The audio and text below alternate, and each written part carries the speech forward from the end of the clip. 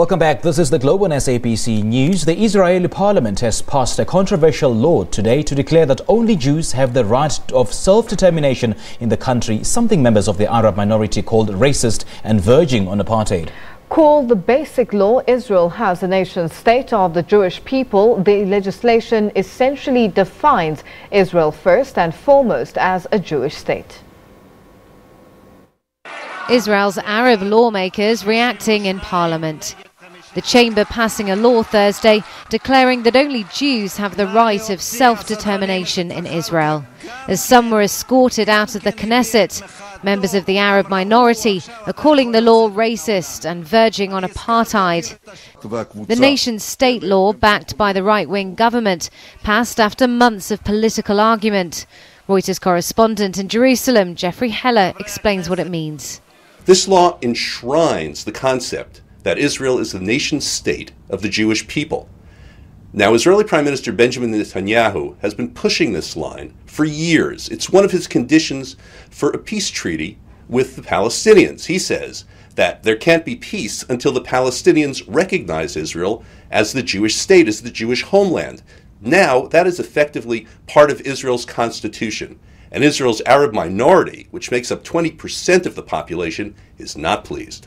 Israel's Arabs have long complained they feel like second-class citizens.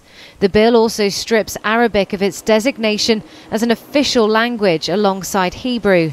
And while it was watered down at the last minute, Arab lawmakers say it'll still deepen their sense of alienation. The nationality bill is a hate crime. They are totally discriminating against the Arab citizens, against the Arab minority, with racist articles, especially those of Jewish settlements, and those articles downgrading the status of the Arabic language. It comes as Netanyahu's government continues to work on enshrining its ideology. Earlier this week, Parliament passed a law that could see groups critical of government policies towards the Palestinians banned from entering Israeli schools and speaking with students. Critics say the law is a blow to free speech and an attempt to weaken rights groups and NGOs, making the plight of Palestinians harder to be heard. Well, for more on the Israel Jewish state law, we joined via Skype by Matshidiso Motsoeneng, a researcher at the Afro-Middle East Center, a research institution based in Johannesburg in South Africa. A very good evening to you, Matshidiso. Thank you so much for joining us. Let's first dissect why this law, and does it really have the same weight as a constitutional amendment? Hi, thank you so much for having me.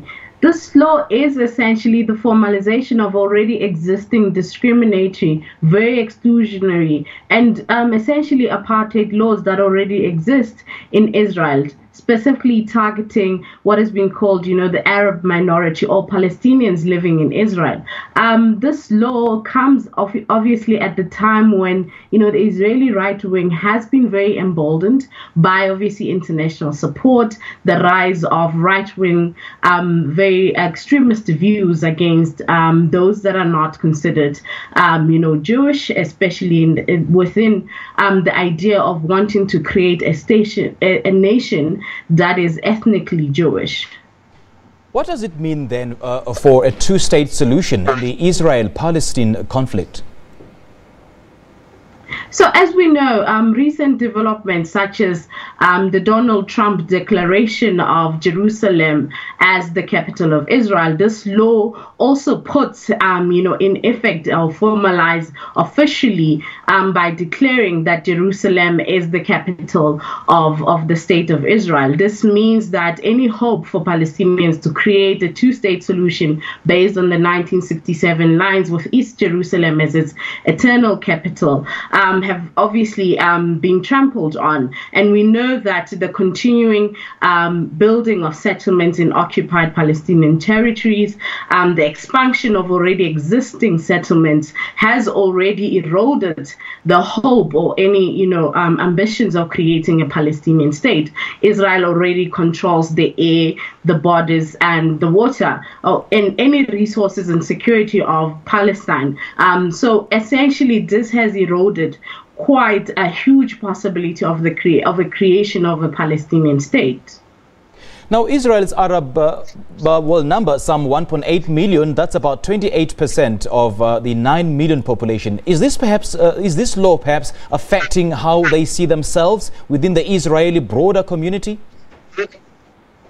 I think, Palestinians living in Israel have never been under any illusion that they somehow have an equal status as Arabs or Palestinians living in Israel to the status of those Jewish communities living in Israel. We already know the so-called democracy that Israel prides itself with only applies to Jewish communities.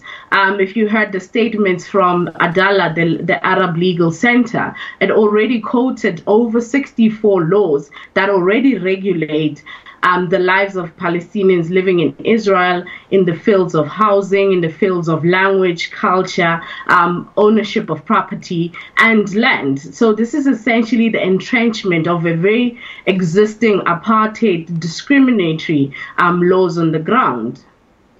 And this particular law has now downgraded Arabic as an official language to one with a special status. What kind of damage, or how much of damage, would it have on its relationship with all the Arab nations? The downgrading of Arabic as a language, again, as I said, the repression of Palestinians living in Israel by the state of Israel has been an incremental process. So this, downgrading of Arabic into a special status already just enshrines this practice into law. A lot of Palestinian children that go to schools are always, sometimes vehemently so prevented from learning about their history, from learning about their culture, or even their language of Arabic. The official language now being Hebrew essentially will cascade and denigrate the language of Arabic. But also, Israel is at a point where its relations with the rest of the Arab world is very strengthened. We know there's been normalization that has been increasingly happening. Recently, Jordan has announced that it will allow Israeli tourists to enter Jordan for free, whereas before they needed to have a visa that they would pay for. So this shows there has been an increasing normalization by Arab states. And I do not think this downgrade of the Arabic language is yet to alter any of the relations that have been strengthening. Now, Masili, so I'm going through the Declaration of Independence, which ensured that the complete equality of social and political rights for all its inhabitants, no matter their religion, race or sex. Would I be exaggerating if I were to assert that this is a huge blow to Israel's democracy, or in the worst case scenario, the end of Israel's democracy?